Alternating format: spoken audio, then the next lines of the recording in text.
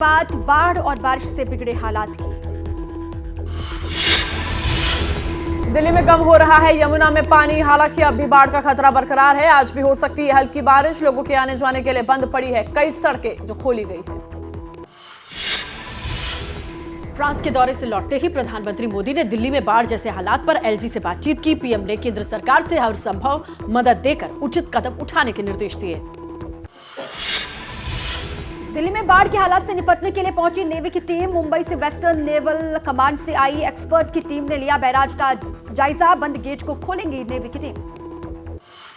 दिल्ली में बाढ़ का पानी कम होने के बावजूद कई इलाकों में अभी जलजमाव जारी है। यमुना बाजार के कई इलाके पानी में डूबे हैं। लोगों को करना पड़ रहा है मुश्किलों का सामना। दिल्ली के मयूर विहार में अब भी जल जमाव, कई इलाकों में पानी जल स्तर कम होने के बावजूद भी राहत नहीं। लोगों के सामने खाने पीने की समस्या, बाढ़ पीड़ित राहत कैंप में रहने को मजबूर।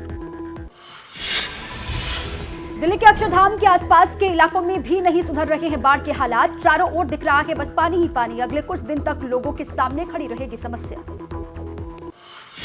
दिल्ली के कई इलाकों में अब भी बाढ़ के हालात। दिल्ली में आईटीओ के पास हालात जस के तस है। तिलक ब्रिज की तरफ जाने वाली सड़क पानी से लबालब भरी हुई है। मशीनों के जरिए पानी निकालने का काम जारी है। बाढ़ और बारिश के बीच फंसी दिल्ली। अब पीडब्ल्यूडी मंत्री आतिशी का घर पानी की चपेट में आया। जल भराव से मथुरा रोड से गुजरना मुहाल। सड़क पर पानी भरने से लोगों की मुश्किलें बढ़ी। दिल्ली में यमुना के पानी का राजघाट इलाके में 3 दिन से कब्जा। अभी भी भरा है कई फीट तक पानी। किसान घाट भी जलमग्न हुआ। अगले कई दिनों तक पानी के घटने की उम्मीद नहीं। दिल्ली में बारिश होने के बाद बढ़ी लोगों की मुश्किलें। आईएसबीटी में हुई बारिश ने लोगों की मुसीबतें और बढ़ा दी। यमुना के उफान से आईएसबीटी पर है पानी का पहरा। बस अड्डे के अंदर पानी घुसने से लोग हैं परेशान।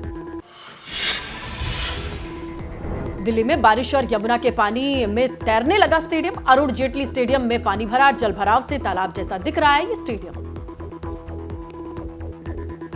अब आइए 9 सेकंड न्यूज में बाढ़ बारिश की कुछ और बड़ी खबरें आपको दिखाते हैं। बाढ़ की वजह से दिल्ली के यमुना खादर इलाके में बिगड़े हालात। लोगों के सामने रहने और खाने पीने का संकट है। राहत शिविरों में भी मुहैया नहीं कराई गई जरूरी चीजें। दिल्ली के शास्त्री पार्क में बनाए गए राहत शिविर का भी बुरा हाल। बारिश होते ही शिविर में बेसहारा हो गए बाढ़ पीड़ित। पानी टपकने से लोगों के बीमार पड़ने का खतरा बढ़ा। दिल्ली के द्वारका गोल्फ कोर्स के गड्ढे में डूबकर 3 युवकों की मौत। फुटबॉल खेलकर लौट रहे थे तीनों युवक। दीवार कूदकर निर्माणाधीन गोल्फ कोर्स में घुसने पर हुआ हादसा। दिल्ली में धीरे धीरे घट रहा है बाढ़ का पानी। बाढ़ के हालात से निपटने के लिए मुंबई से आई नेवी की टीम का दिल्ली सरकार ने किया स्वागत। कहा आज से नेवी की टीम मोर्चा संभालेगी। दिल्ली सरकार में मंत्री सौरभ भारद्वाज का बयान। कहा बिना रुके बिना थके आर्मी और एनडीआरएफ कर रही है मदद। मुख्यमंत्री अरविंद केजरीवाल लगातार ले रहे हैं बाढ़ का जायजा। दिल्ली के अधिकारियों पर मंत्री सौरभ भारद्वाज का बड़ा आरोप। कहा मेरे कहने के बावजूद अधिकारियों ने नहीं होने दी एनडीआरएफ टीम की तैनाती। जानबूझकर तैनाती में देरी की। मयूर विहार फेज 1 में रिलीफ कैंप का दिल्ली सरकार के मंत्रियों ने लिया जायजा। बीजेपी के लोगों ने मंत्री सौरभ भारद्वाज के विरोध में जमकर की नारेबाजी। सरकार पर लगाया लापरवाही का आरोप। सौरभ भारद्वाज के राहत कैंप का जायजा लेने पर भड़के बीजेपी कार्यकर्ता। कहा कैंप में बीजेपी कार्यकर्ताओं ने बांटा खाना। मंत्री सौरभ भारद्वाज ने ली क्रेडिट लेने की कोशिश। दिल्ली सरकार के मंत्रियों ने बाढ़ से निपटने के लिए कसी कमर। आज से ग्राउंड पर रहकर लोगों की समस्या के समाधान का किया वादा। मंत्री आतिशी ने कहा पानी को निकलने में लगेगा वक्त। बाढ़ से जूझ रही दिल्ली पर फिर आफत बनकर बरसे बादल। मंडी हाउस और दूसरे इलाकों में सड़कें बनी तालाब। लोगों को आने जाने में हुई परेशानी। बरसात होने के बाद भी घट रहा है यमुना का जलस्तर।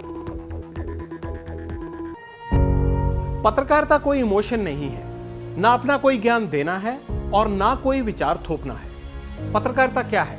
पत्रकारिता का मतलब है सही जानकारी इकट्ठा करना और तथ्य बताना। पत्रकारिता आज जितने महत्वपूर्ण दौर में है शायद पहले नहीं थी। इस दौर से निकलने के लिए सिर्फ सच दिखाने की जरूरत है, वो सच जो आपके हित को आगे रखे। इसलिए अब रात 9 बजे प्राइम टाइम नहीं होगा, ये आपका टाइम है। जगविंदर पटियाल के साथ देखिए पब्लिक इंटरेस्ट 17 जुलाई से सोमवार से शुक्रवार रात 9 बजे सिर्फ एबीपी न्यूज पर।